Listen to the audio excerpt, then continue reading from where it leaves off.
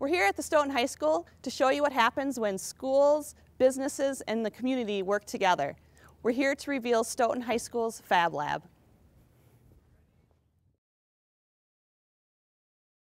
FabLab is new to Stoughton High School and also the Stoughton community. You may be wondering, what is FabLab?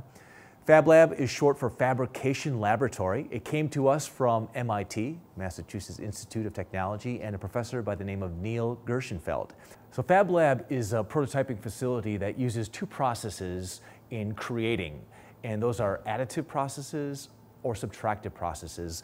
The 3D printer is the one example of the additive process, meaning it adds material to create something new.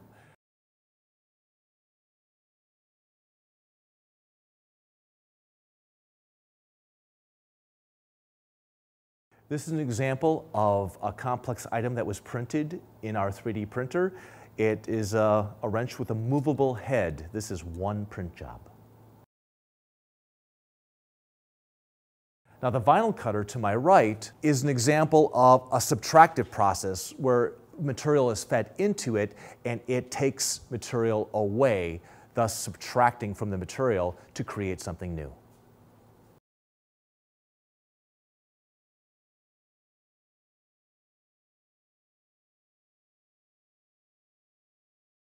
The next step for the vinyl cutter would be to make circuit boards similar to what you see here out of stock that is very similar to what the vinyl is. And that's what I have in my hand here, the copper-coated vinyl cutting roll. And the principle is the same thing. The little cutter would cut out the traces of it. It would get rid of what doesn't need to be done or doesn't need to happen or doesn't have to be there. And instead of using a solid circuit board, you would use the very thin stuff, and the idea is just to make it flexible so it takes up less space. It could go around, wrap around something. It could go just about anywhere you wanted it to go.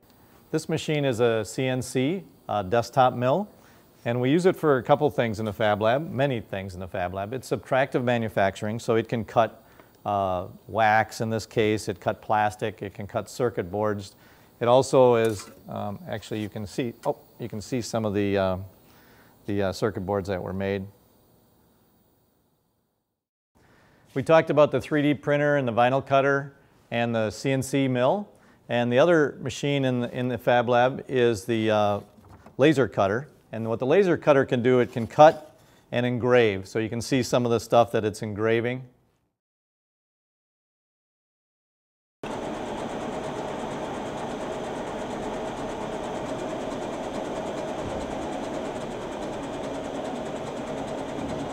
The fifth and final piece of the FabLab is called a ShopBot. It's a giant router, and you'll see it in a few minutes, but this is an example of something that the ShopBot can make.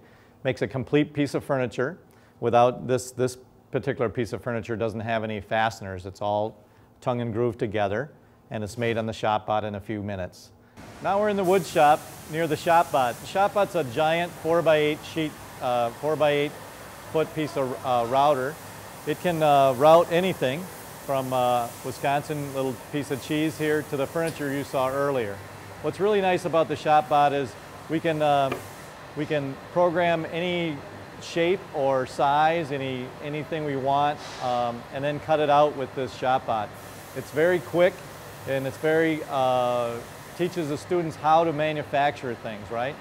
So we can manufacture some furniture. We can manufacture a house. We can do all kinds of things. And it can cut plastic sheet. As you can see here, this is a melamine board, but it also can cut polyethylene, polypropylene, aluminum, and it's got a feedback loop so the students know what the machine's doing. And very powerful, very nice machine. The exciting thing about FabLab is that it originated from the community. The community called for it, and it's here now. And it's coming back to the community. Right now we're completing year 1 of our grant project. Year 2 is when we bring the students in, and that's going to be exciting. Year 3 is when we bring the community in. So businesses, local entrepreneurs, inventors will be welcome to this lab. We haven't worked out all the details, but we're very excited about year 2 and then year 3 when the community will come. As Brian said, we're so excited about this. The collaborative part of this really between the businesses, between education, and between the community itself is really unprecedented. And I think Stoughton has solved this problem in its own unique way, like it solves a lot of its problems. Stoughton solved this problem of how do we get kids interested? How do we get the community interested in entrepreneurship? How do we build new businesses? How do we fill the business park with new businesses? Those are all things. And I think today it's really important that we look at it as this is a way that we solve this problem, this mystery of how do we get kids to want to learn this? How do we retrain workers that have been displaced in traditional manufacturing jobs, right? And one of the things that's really important to me is how we went about this, how we're going about this. It teaches our students, right? They're watching how we're solving problems. How do adults solve this problem? And it's really important that we show them we do it in a positive way, right? We do it collaboratively.